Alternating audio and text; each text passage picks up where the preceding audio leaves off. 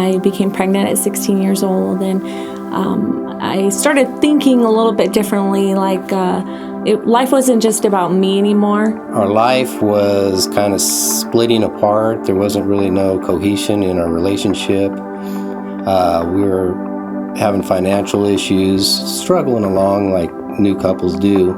Just kind of fallen away from God and really blaming God for some of the things that happened in my life. And because of that, I lived a whole selfish lifestyle. As a teenager, I did whatever I wanted, was very rebellious, would just party and drink, and supposedly that was just my fun. 27 years ago, Diane and I moved here to the Central Coast, and we left a church that was really family-oriented. And we wanted to make sure our children got the right upbringing. I started thinking that I didn't want to live this lifestyle anymore, and made me really remind myself of what it was like as a child and how happy I was, and I wanted to find that happiness. We came to a few of the churches that were close to our house, and we just felt in our spirit this is not where we're supposed to be. So yeah, I came to Arrow Vista Road with my buddy. He invited me to church. He doesn't even go to church anymore. He don't even believe in God anymore. But he said, hey man, you should come to church with me. It's really cool, dude. You should come check it out. I was like, yeah, I don't really do church, but I'll cruise it. About a year ago, when we had decided that it was time to reconnect with God and get back to church, we had put out on social media, hey, we're looking for a church in San Luis Obispo area. Does anyone know of any good churches? So as we're looking through the phone book, all of a sudden we saw Agape Christian Fellowship. And there was a slogan that said, a church alive is worth the drive. Well, that intrigued us. So we came that Sunday morning, 28 years ago. I came to Agape and I was like, oh, that's cool, man. There were some kids talking about Costa Rica, and there's a pastor up there talking about missions trips, and the message was good. There was some dude next to me crying, and I was like, oh, this is cool. It's chill. Felt good, right?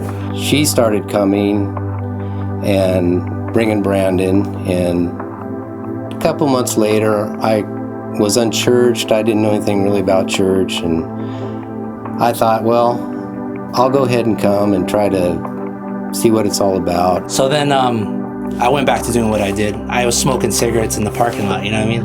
That's what I was doing. I went there twice, dude.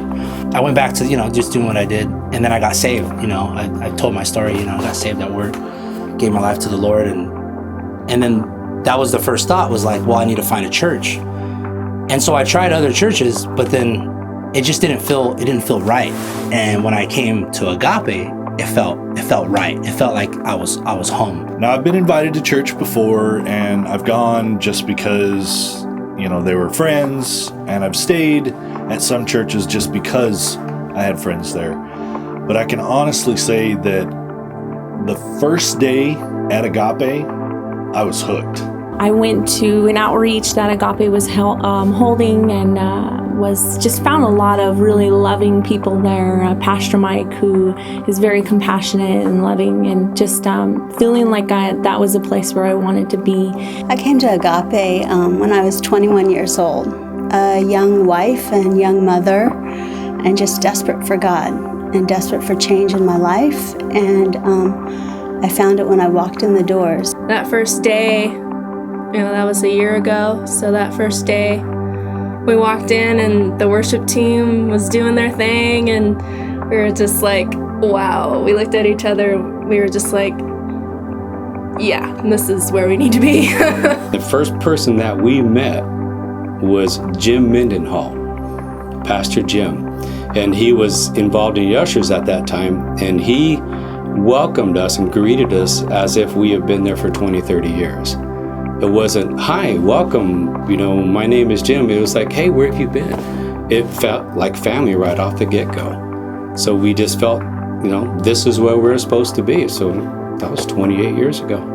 That first Sunday that we were here blew my mind, because the worship team had such an amazing connect with me spiritually that I didn't want to leave. I walked in from the parking lot, and one of the ushers stopped me and gave me a hug and said, I'm so glad you're here.